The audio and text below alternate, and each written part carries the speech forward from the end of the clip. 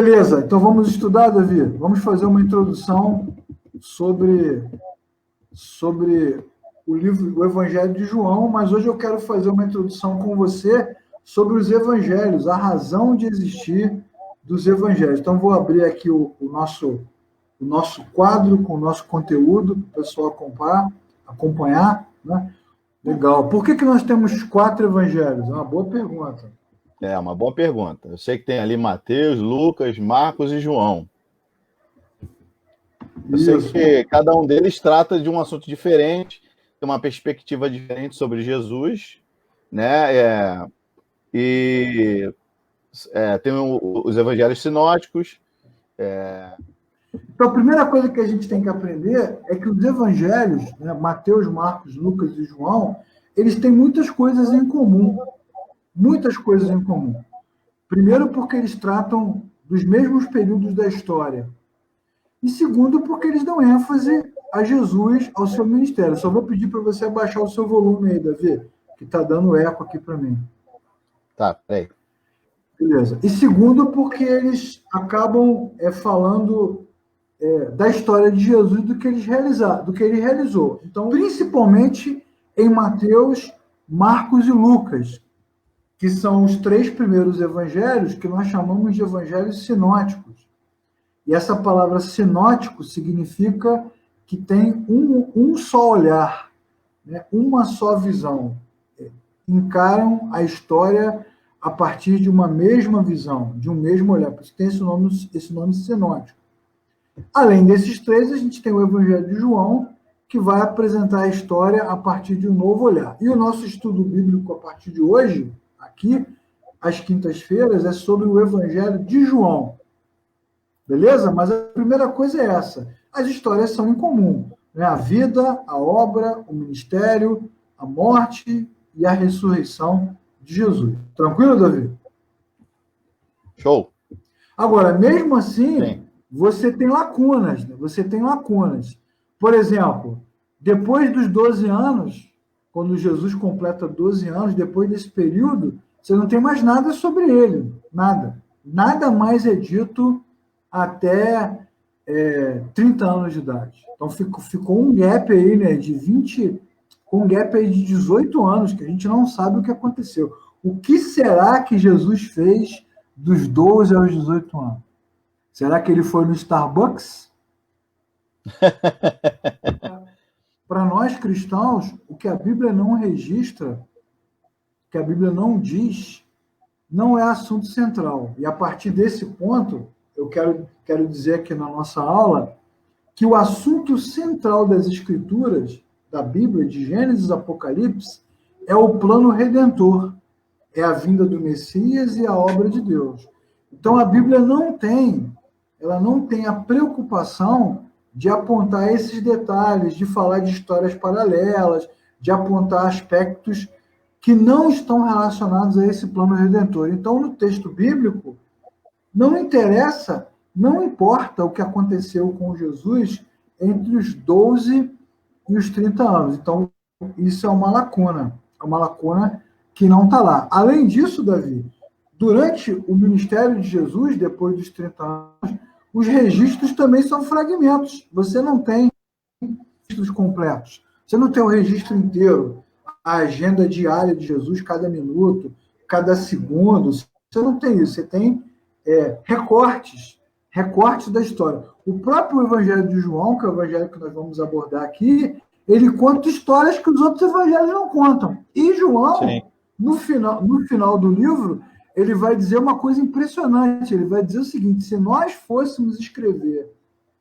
tudo que Jesus realizou e tudo que ele ensinou, não caberia em livros, não haveria livros suficientes. Então, para que as pessoas que estão estudando saibam, né, e aprendam conosco, a Bíblia não está escrita com a proposta de contar tudo.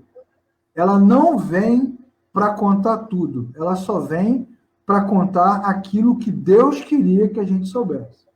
Não é uma biografia, né?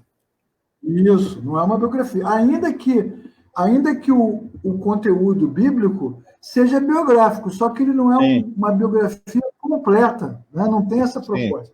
E aí, isso é Detalhado, legal, isso é legal porque quantas pessoas ficam fazendo perguntas, né? Mas os dinossauros, onde eles estão? Mas o que Jesus fez na sua infância? Mas o que aconteceu do lado de fora do Éden, né? As pessoas ficam querendo saber coisas que a Bíblia não diz. E qual é a nossa resposta, Davi, quando as pessoas fazem essas perguntas?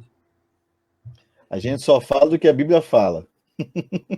Isso, a gente não sabe, não sabe. Quando alguém perguntar, mas o que aconteceu fora do Éden? O que a gente responde?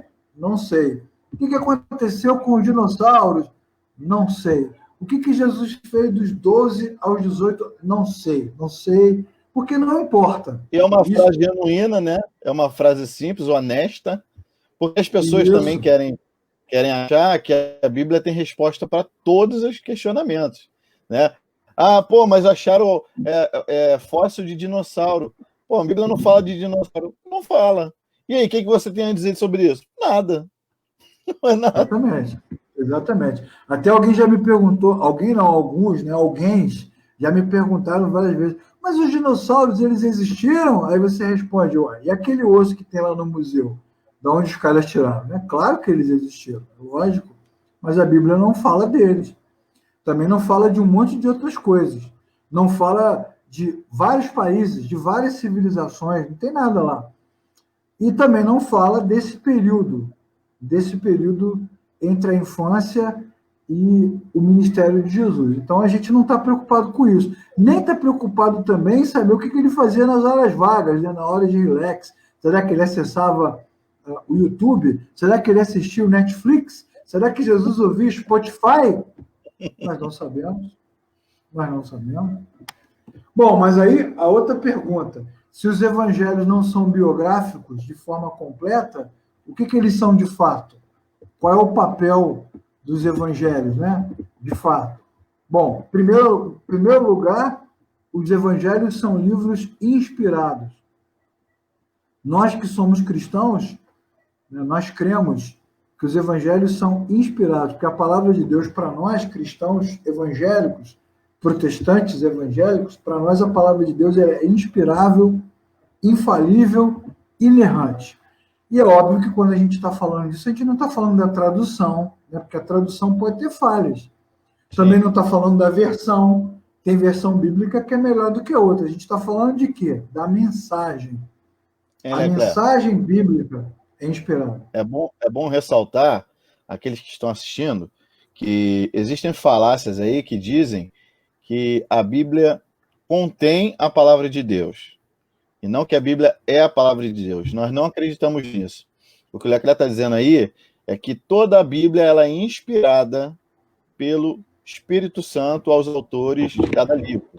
Há um propósito na Bíblia, que é revelar todo o plano redentor. Foi o que o Leclerc começou falando sobre isso. Então, a palavra de Deus não... a Bíblia não contém a palavra de Deus. Ela é a palavra de Deus. Isso. E se ela é a palavra de Deus e é inspirada, significa que Deus fala nela o que ele quiser. Através dela. Isso. Fala nela, por ela e através dela. Portanto, o que isso, de forma prática, de uma forma muito prática, como é que nós podemos aplicar isso? Bom, se alguém te perguntar, poxa, mas o texto não conta tudo sobre Jesus.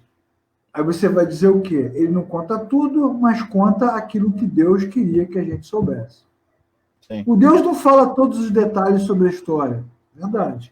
Não fala todos os detalhes, mas fala aquilo que Deus gostaria que nós soubéssemos. E pronto. Então, a primeira coisa é isso.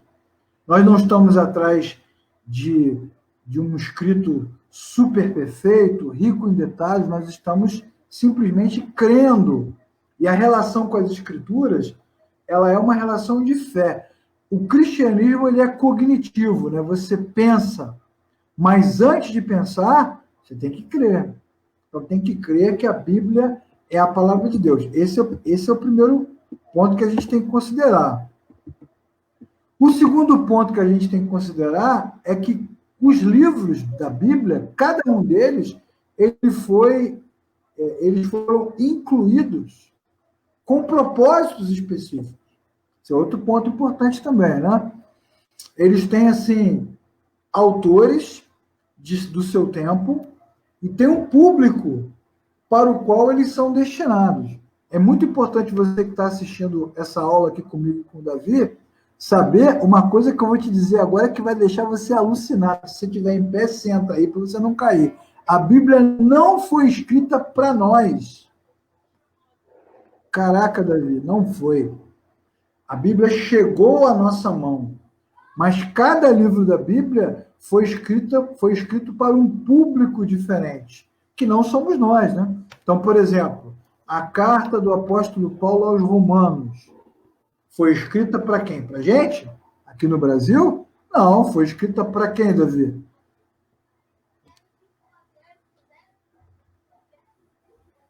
E eu acho que o Davi está sem som, sem áudio, está congelado ali no tempo.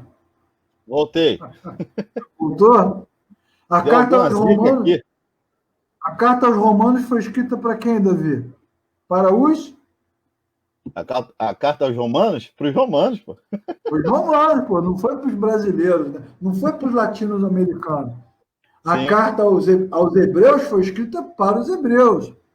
Os livros de Salmos foram escritos para os hebreus, pelos hebreus. Então, todo livro da Bíblia tem um autor inspirado, tem um texto inspirado e tem um público destinado. Então, isso é importante. E nesse primeiro estudo aqui sobre o Evangelho de João, a gente vai descobrir para quem João escreveu o Evangelho. É isso. Essa é a primeira coisa. E por que isso é importante? É importante porque quando você sabe para quem o livro foi escrito, você entende um monte de coisas que o autor coloca lá. Palavras que ele usou, exemplos que ele deu que estão relacionados com o público e não necessariamente relacionados com a gente aqui. Às vezes não nos diz nada, mas diz muito para quem recebeu. E é a partir daí que você vai tirar as conclusões e as aplicações do texto. Beleza, Davi? Beleza. Tá me ouvindo bem? Estou te ouvindo mais ou menos, tá picotando aí. Ó, vamos pegar o livro de Gênesis como exemplo. Vamos ver se a turma que está estudando com a gente sabia. O livro de Gênesis, em 11 capítulos só, em 11 capítulos, nos primeiros 11 capítulos, ele narra 2.000 anos de história. Em 11 capítulos. E depois, nos 39 capítulos que vieram em seguida, ele conta 300 anos de história. Tá vendo?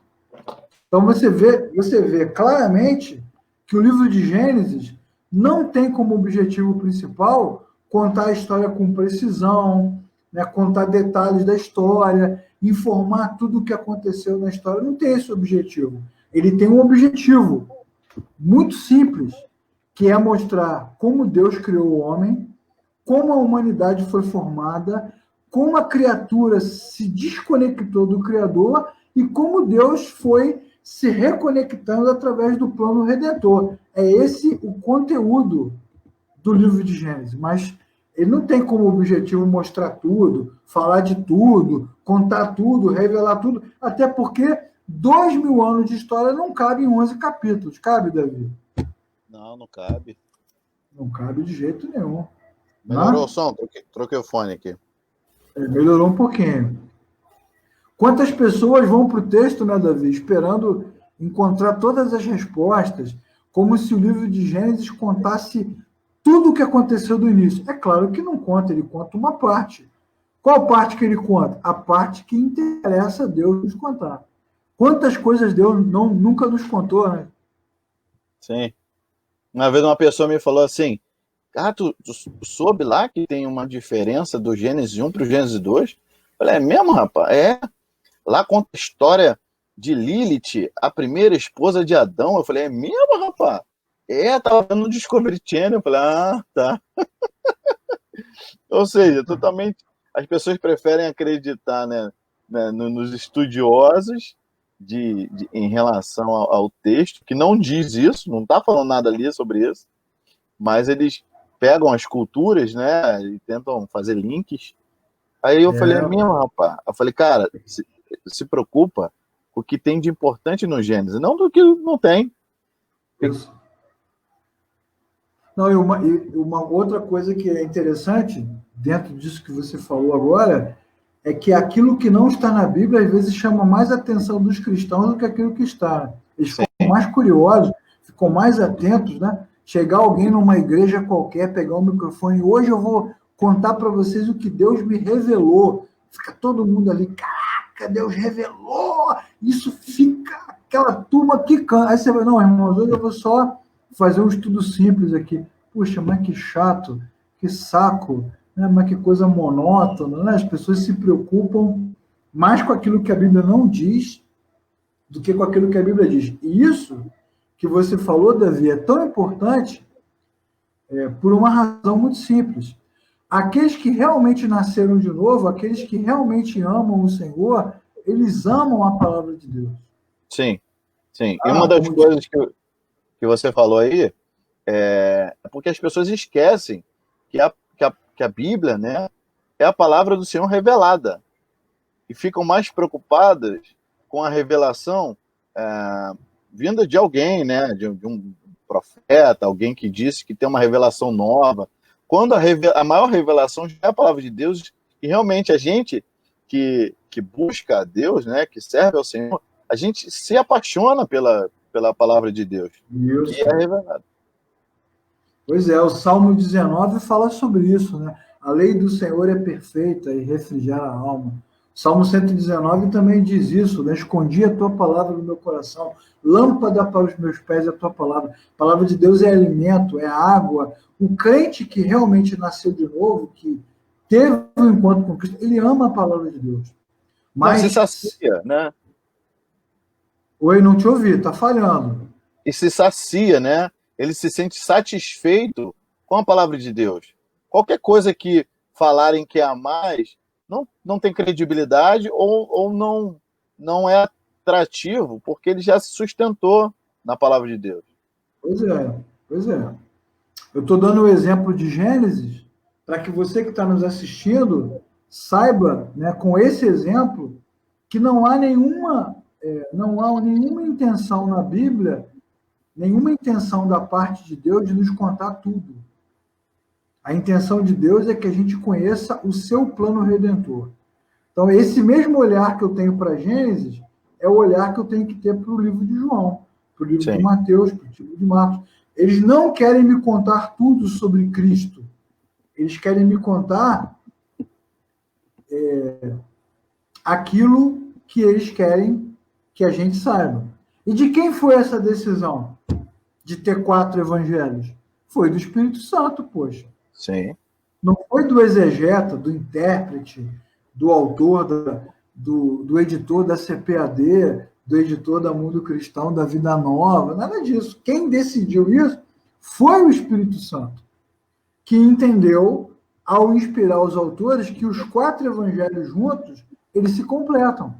Sim. Eles se completam e aí nos ajudam a ter uma compreensão plena de Deus. E aí, já que você citou no início aqui da nossa aula os livros apócrifos, então acho que cabe aqui a explicação, né? O que são livros apócrifos? São livros que durante muitos séculos foram questionados e foram retirados da Bíblia ou não foram incluídos porque os cristãos entenderam que esses livros, apesar de serem incríveis, de terem histórias incríveis, eles não eram inspirados.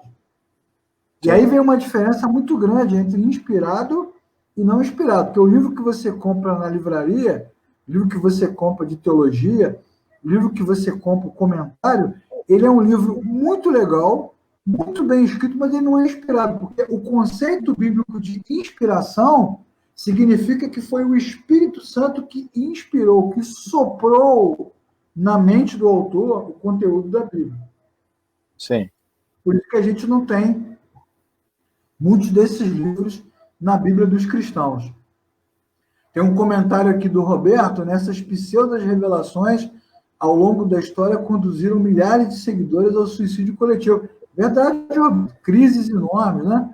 E vou te falar, todo mundo curte uma fofoca teológica, né, Roberto?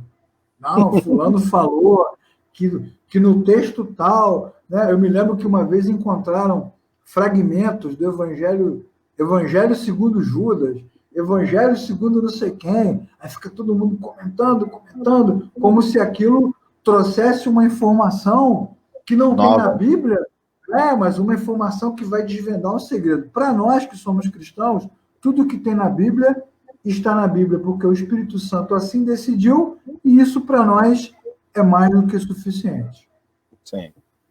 Beleza? Então, nesse sentido, os quatro evangelhos juntos mostram Cristo desempenhando os seus quatro ofícios, as suas 4 áreas de atuação de forma distintas. Então, quando você estuda os 4 evangelhos, você tem um olhar completo da ação de Cristo na história.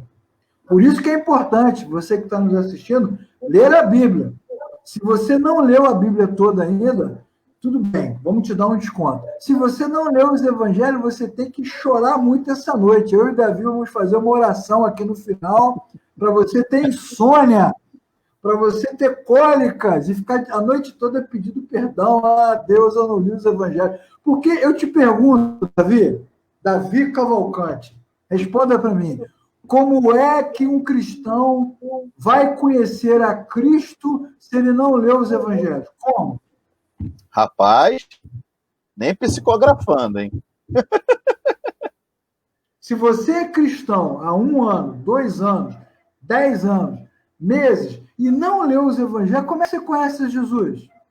Ah, Jesus fala comigo. Ah, eu sinto Jesus. Não pode sentir. Quem é que sente Jesus? Jesus não pode ser tocado, ele não é visível. Não é? Ele ascendeu aos céus, como a Bíblia nos ensina. Mas a palavra de Deus inspirada fala dele, dos ensinamentos dele, da obra dele, das promessas dele. Então, só conhece Cristo quem conhece a palavra de Cristo. Tá vendo? Eu aconselho a começar lendo e depois examinando, né? Porque no primeiro momento você lê, né? Aí você vai conhecendo. É igual quando você pega um filme Vingadores Ultimato, né? Primeiro você vê só para apreciar. Aí tu aprecia, fala, pô, agora eu quero ver os... Não entende nada. Pega só as nuances, né? Aí depois, não, eu vou ver agora para pegar os detalhes. É Porque verdade. assim, os evangelhos são muito ricos. Então, assim, coisas assim que na leitura corriqueira passa despercebido. Então, o conselho que eu dou é o quê? Primeiro você lê e depois você examina. Que é o quê? É sentar, ler com cuidado, é tentar entender o que realmente está acontecendo ali. É verdade. E isso também serve de alerta, né? Assim como várias lives que nós fizemos nas últimas semanas, né? Igrejas, né? Eu não sei quem está nos assistindo, de onde está nos assistindo, porque a gente não tem controle, mas igrejas, por exemplo, onde a palavra de Deus não é pregada, onde o evangelho não é ensinado, é uma igreja falsa, pô, cristianismo falso. Você não precisa julgar ninguém moralmente, se alguém é honesto, se não é honesto, o que está fazendo, até porque a gente não é fiscal da vida de ninguém, né, Davi? Agora, uma coisa você pode observar. Você vai para o culto, a Bíblia não é lida. Não tem escola dominical. Não tem escola bíblica em dia nenhum. Não tem estudo. Não tem ensinamento. Os evangelhos não são lidos. Você está numa religião falsa. Não é o cristianismo. Porque o cristianismo é Cristo e Cristo só pode ser conhecido pelos evangelhos. Sem os evangelhos, você está numa religião maluca aí. Eu lembro que na minha adolescência, Leclerc, eu trocava o canal assim, aí tava aqueles mega pastores pregando, né? Aí a pessoa vinha com um versículo, aí lia aquele versículo, aí começava aquele show pirotécnico de expulsa demônio, cura aqui, usa o sal grosso, bota um copo de água em cima da TV. Aí a pessoa que estava assistindo, ela recebia o entretenimento, mas não recebia a palavra de Deus por conta daquela única frase. Aí eu ouvi essa frase assim, mas o importante é que a palavra de Deus é viva, uma pessoa pelo menos recebeu aquele versículo. Cara, mas sério que está gastando-se tanto dinheiro para uma pessoa ser tocada? Isso mostra um pouco da nossa ingenuidade religiosa, né, cara? A gente é ingênuo, não é possível, né? Outra coisa, quantas igrejas nós conhecemos onde só se fala do Antigo Testamento, Antigo Testamento, Antigo Testamento, Davi, Elias, Moisés, todo culto é um texto do Antigo Testamento. Olha só, duas coisas importantes. Primeiro, a Bíblia, toda ela aponta para Cristo. Sim. Toda ela é cristocêntrica. Mesmo que um texto do Antigo Testamento seja lido, durante a mensagem, durante a aula, a gente tem que falar de Jesus. Segunda coisa, todos os personagens do Antigo Testamento morreram e foram enterrados, mas o nosso Senhor Jesus ressuscitou e vive para todo sempre. Posso dar aquele amém? Pode, Glória é isso a Deus. mesmo, porque isso é um absurdo o que se faz, se colocando Jesus sempre em segundo plano, terceiro plano, quinto plano, como se os ensinamentos de Moisés, ou como se os sinais de Davi, como se as profecias de Elias fossem mais importantes do que o Senhor Jesus. Todos esses homens não seriam nada se não houvesse o nosso Cristo, nosso Senhor e Salvador. Então, essa é uma coisa que você que está nos assistindo, estudando com a gente, pode observar na sua igreja aí. Se o nome de Cristo não está sendo proclamado, sai fora. Ó, corre, vaza daí, porque é tudo menos o cristianismo. Incrível, né, cara? Impossível ler o Evangelho de forma inteligente, entender as diferenças, até que o leitor aprenda exatamente o ângulo que cada evangelho está focando a Cristo. Tá vendo? Qual é o relacionamento específico que Mateus ou Marcos mostram? Tá vendo? Você precisa entender os detalhes dos evangelhos, os apontamentos dos autores, senão a gente não lê de forma inteligente. A gente precisa conhecer os textos, conhecer as publicações, as motivações dos autores, que foram motivações inspiradas pelo Espírito Santo, para que a gente possa saber o porquê daquele evangelho ter sido publicado. Isso é bem importante. Talvez a gente fique aqui no Evangelho de João durante muito tempo, porque a gente vai estudando sobre João e vai voltando nos outros evangelhos para poder construir essa imagem. Isso é importante demais, é você que está nos assistindo. A imagem de Cristo se constrói com a palavra de Deus. Não, porque eu orei e Deus me arrebatou e eu tive uma visão. Não serve. Não serve. Pode servir para você como uma experiência pessoal, mas como cristianismo não serve. Para nós, a imagem de Cristo, o poder de Cristo, o ensinamento de Cristo, só se consolida a partir da leitura e do conhecimento dos evangelhos.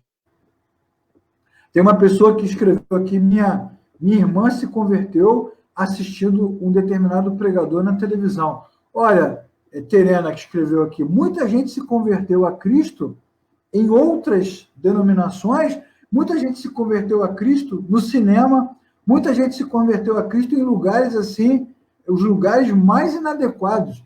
Mas a gente não está discutindo o encontro do homem com Cristo. Porque Jesus é livre, Terena. Jesus pode encontrar o ser humano em qualquer lugar. Se Jesus decidir te encontrar, ele vai te encontrar onde você estiver.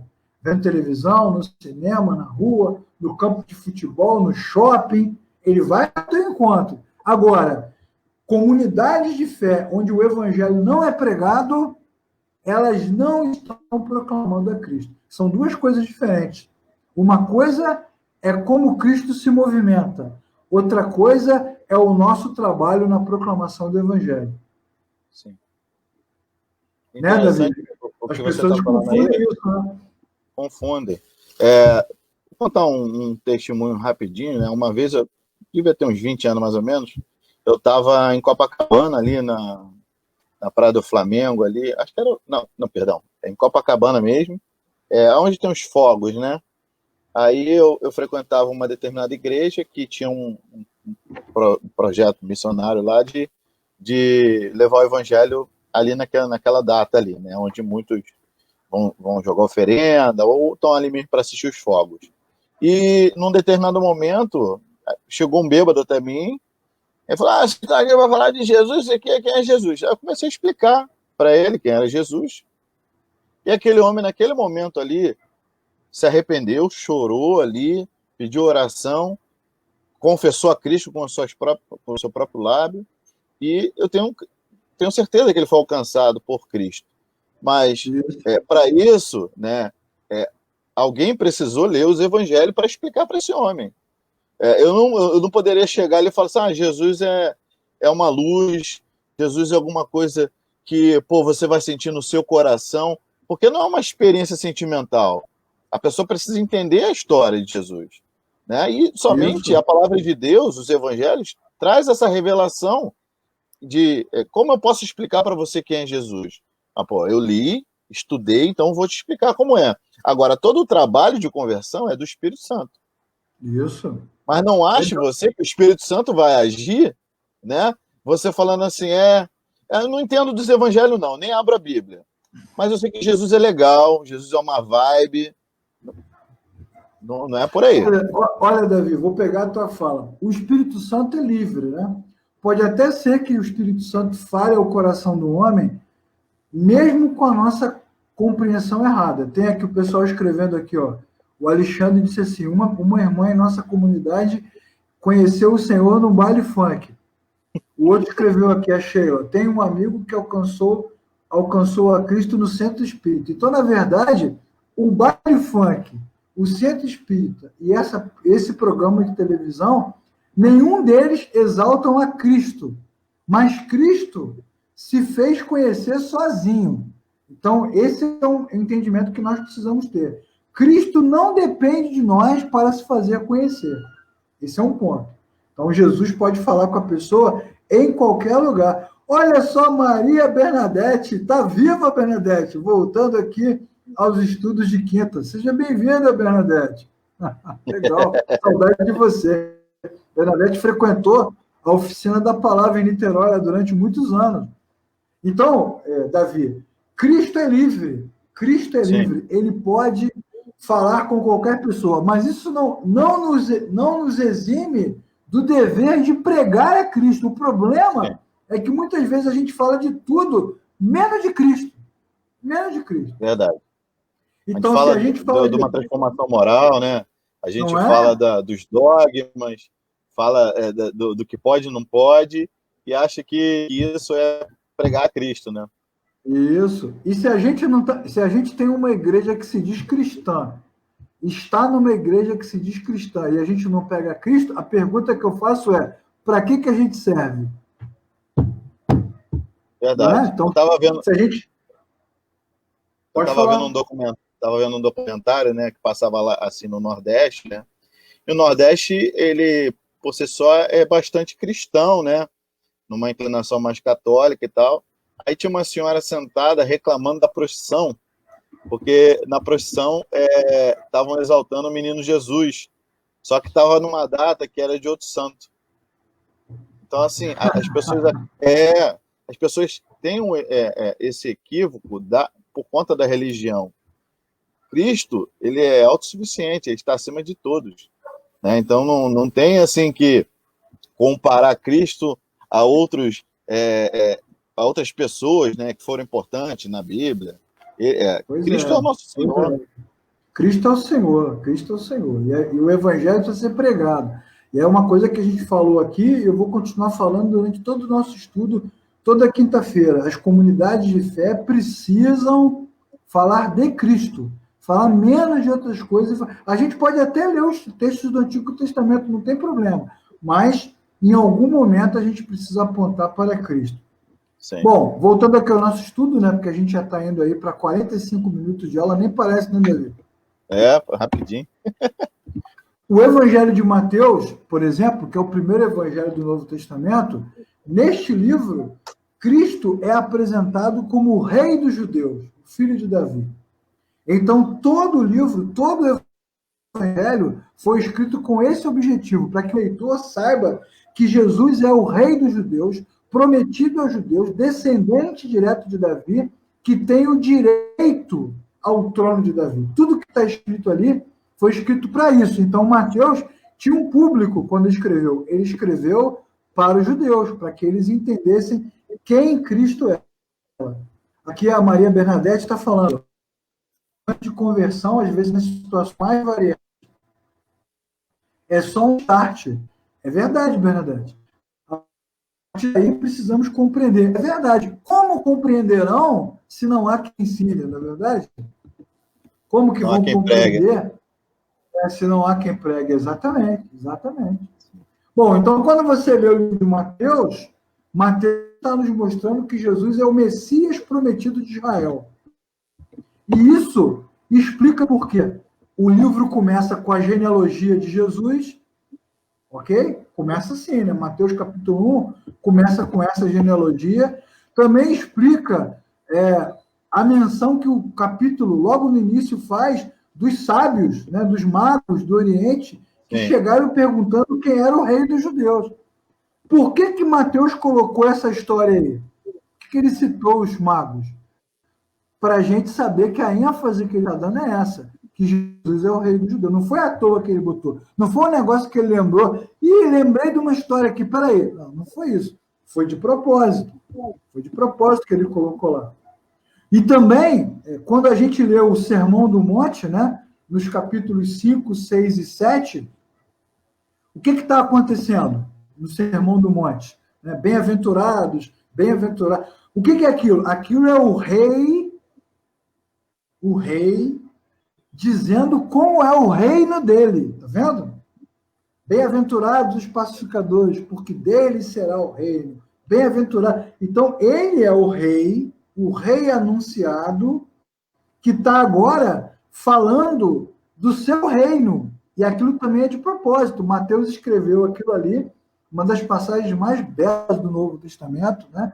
O discurso direto de Jesus, foi escrito ali para que a gente soubesse que o livro é sobre o rei. Então, se alguém te perguntar amanhã, puxa, você está lendo Mateus?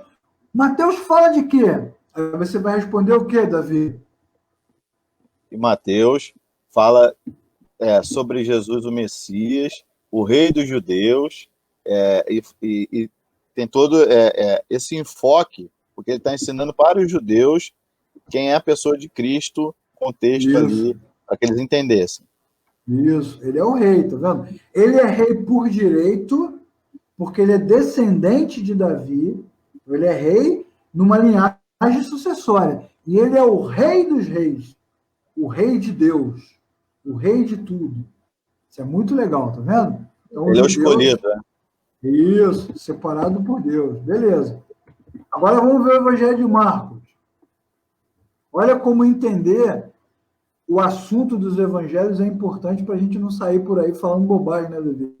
Quando a gente estuda, estudar ajuda a gente a não sair falando muito de bobagem, né? Verdade. Marcos, Cristo é apresentado como servo. Ele é rei, ele é um rei muito poderoso, mas ele é um rei servo. Olha que interessante. E Marcos escreve o seu evangelho para os cristãos romanos.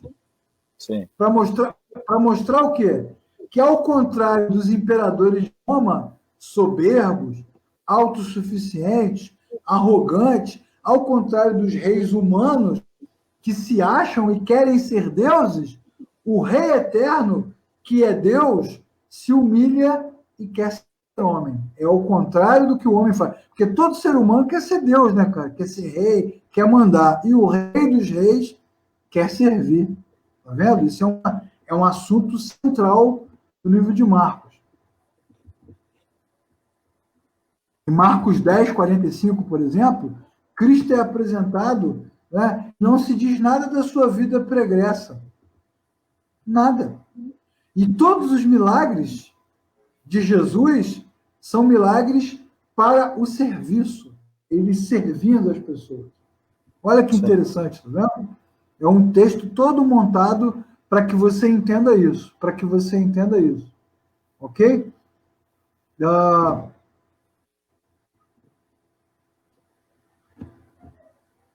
A Marilda está dizendo aqui que uma menina chamada Marcinha estava no mercado pagando as compras. Aí uma moça que estava atrás dela começou a falar em línguas, elas nunca tinham se visto, ela parou, falou que Deus estava mandando falar para ela. Ela disse: você tem um objetivo que você quer alcançar, você vai conseguir.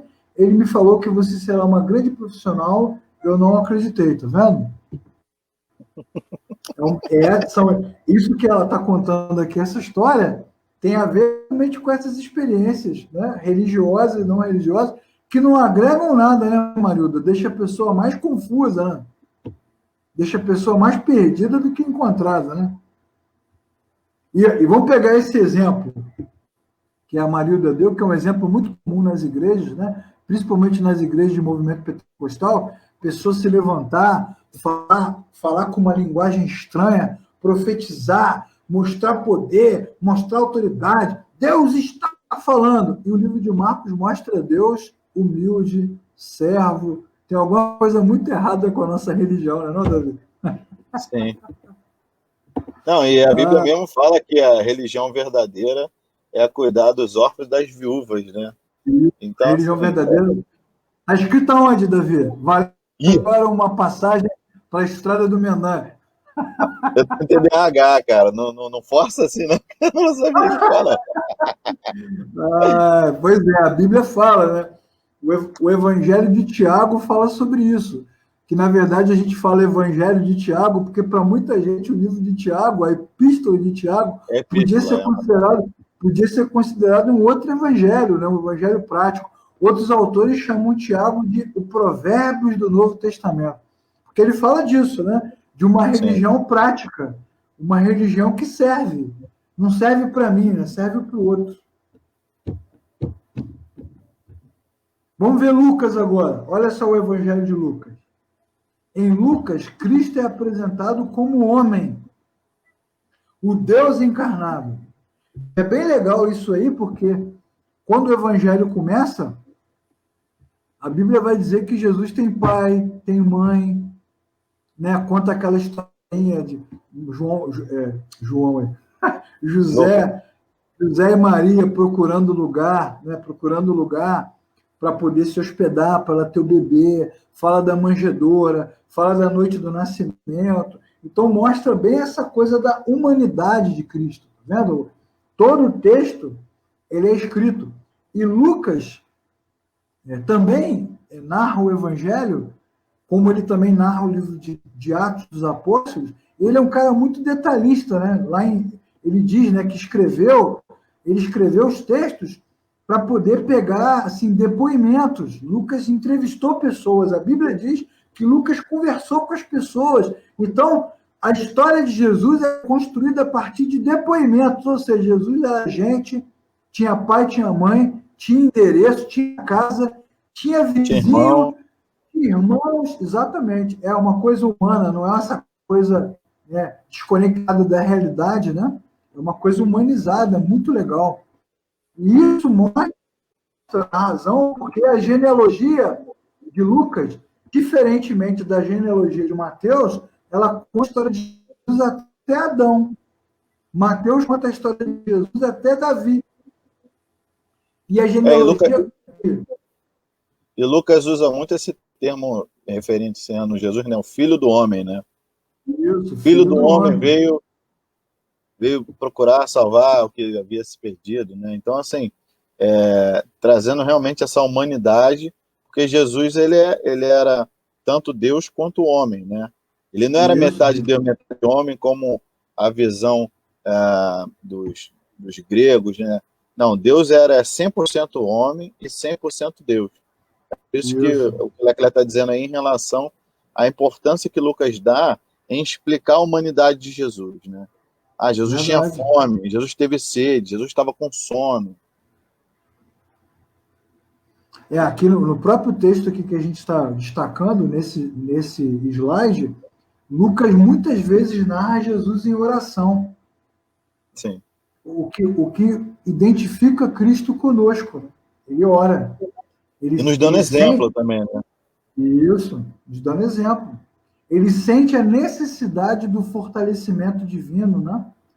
Do consolo divino, do refrigério. Ele sente essa necessidade, o que é totalmente humano, não é verdade? Totalmente humano. Bom, chegamos em João. Olha, demos essa volta toda para chegar em João, né? Primeiro, nós falamos que a Bíblia é inspirada por Deus, ela não nos conta tudo. A ênfase da Bíblia é mostrar o plano redentor. Depois falamos que cada livro da Bíblia tem um autor e tem um público, por isso a importância de estudar os livros, os textos com calma. Depois nós falamos os objetivos do Evangelho, né? Mateus foi escrito para mostrar que Jesus é o rei dos judeus, rei dos reis, que é isso, o Messias prometido aos judeus, né? Isso, e Marcos foi escrito para mostrar que Jesus, apesar de ser rei, ele também é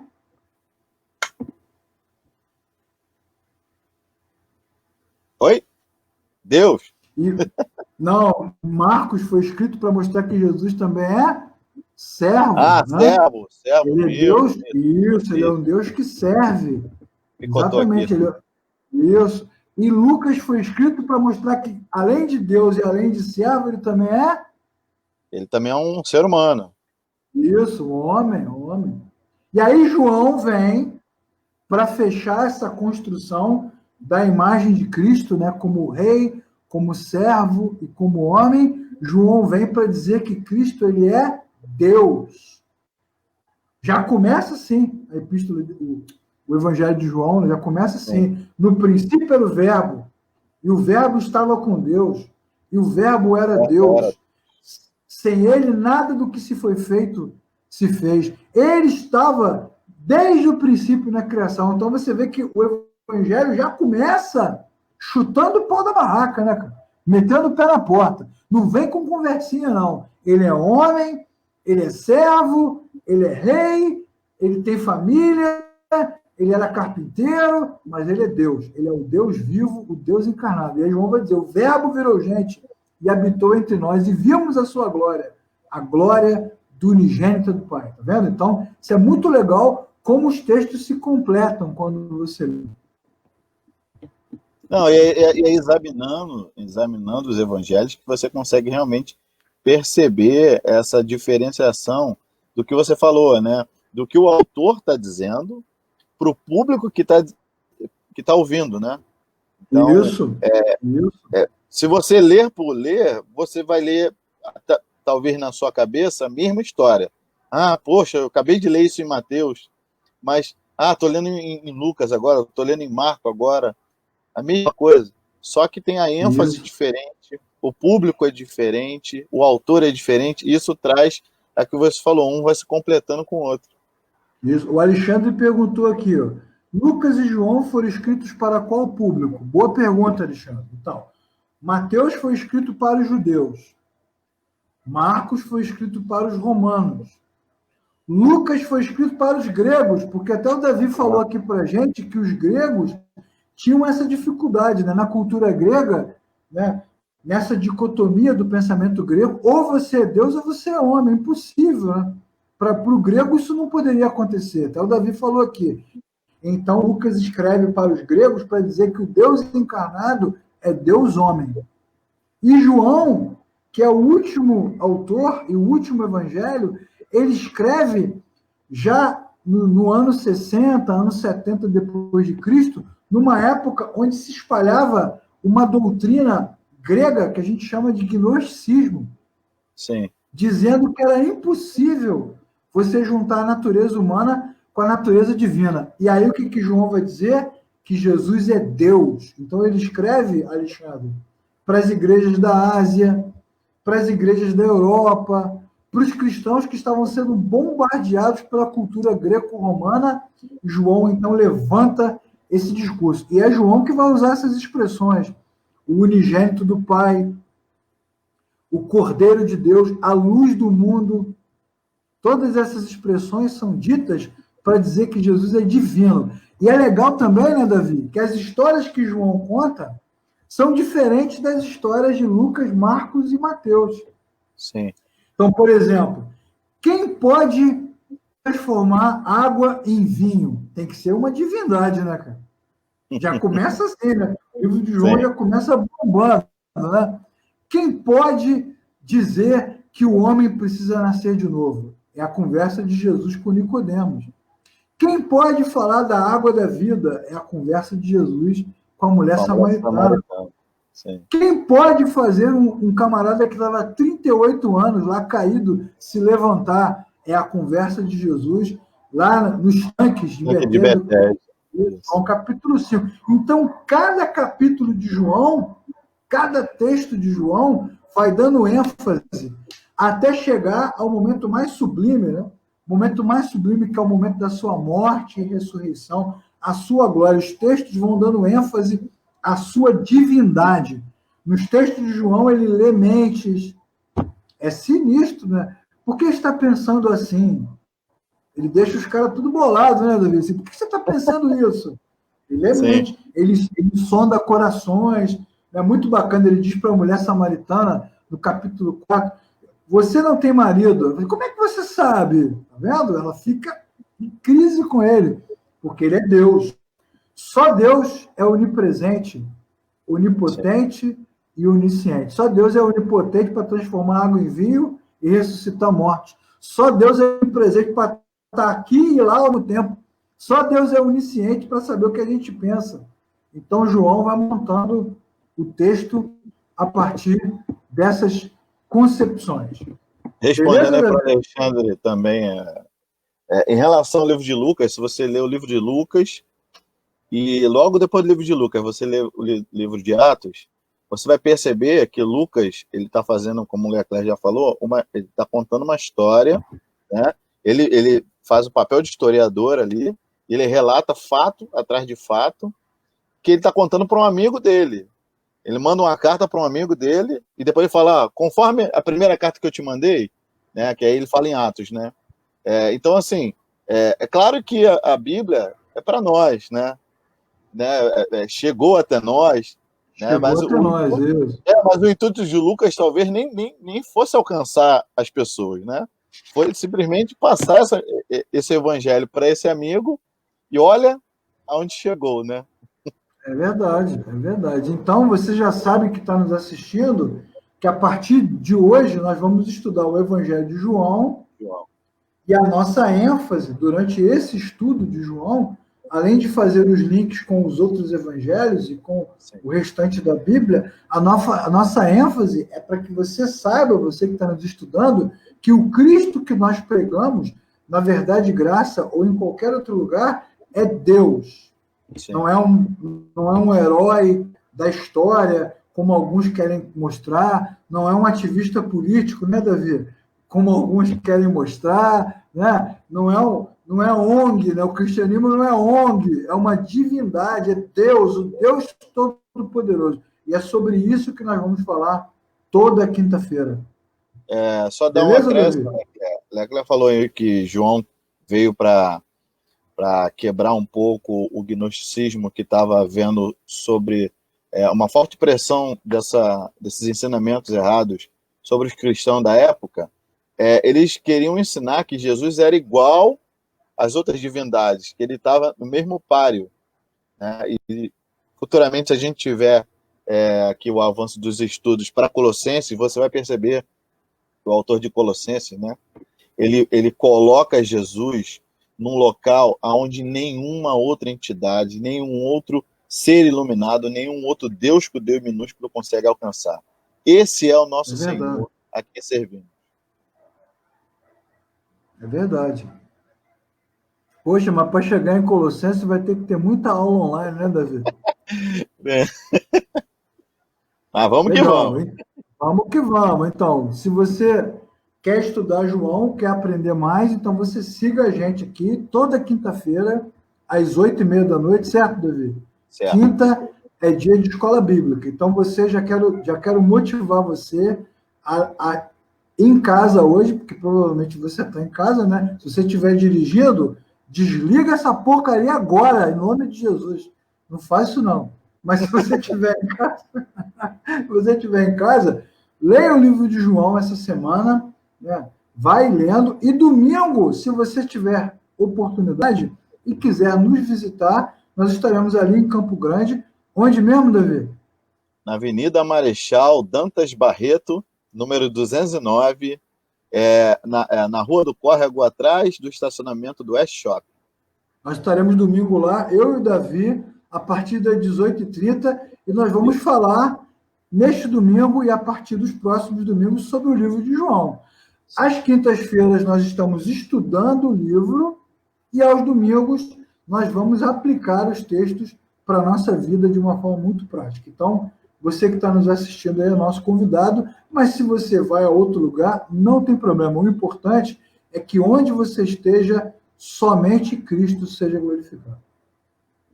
Isso aí. Eu queria convidar todos vocês que estão assistindo a compartilhar esse estudo, porque quanto mais compartilhamento, mais vocês conseguem alcançar os seus amigos no Facebook ou ali no YouTube. Então, assim que você puder, clica ali no botão compartilhar, bota ali para os seus amigos poderem também assistir. Beleza. Essa aula vai ficar no nosso canal também, que é parceiro da Verdade e Graça, youtube.com/Oficina da Palavra. A partir dessa semana, todo estudo aqui do YouTube vai para aqui do Facebook, né? Vai para lá, mas já mais editado, mais enxutozinho, com citações de versículos que a gente falou, para você ir completando, tá bom? Davi, foi muito legal estudar com você, hein? Show, tamo junto. Deixar aí para o pessoal aí, vamos deixar algumas coisas aí para eles irem procurando já, Leclerc. E aí, você sabia que o autor do Evangelho de João, ele foi um discípulo de João Batista? Agora, hein? Você sabia? Você sabia que o autor do Evangelho de João não fala de si mesmo no livro? Olha. Ele se refere sempre a um outro discípulo, Discípulo que Jesus amava, né? Estava sempre próximo, né, ali a Jesus. E aí a pergunta é, né, Davi, se ele era tão íntimo de Jesus assim, por que o nome dele não aparece na obra? É uma boa pergunta. O Alexandre está falando aí. João do Evangelho é o mesmo do Apocalipse? Sim. É uma boa pergunta. Não responde não, Davi. Deixa ele na dúvida. Não, então não sei não. Quinta que vem a gente vai responder. Isso. Deixa ele na dúvida. Deixa o Alexandre se coçando aí para saber. É o mesmo autor do Apocalipse? Isso aí. E por que João, no capítulo 1 do Evangelho de João, por que ele cita João Batista? Dizendo, João não era a luz.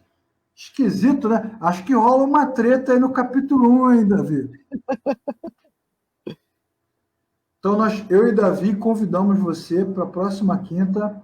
Quinta é dia de escola bíblica, aqui na fanpage da Verdade e Graça, e agora estudando o Evangelho de João.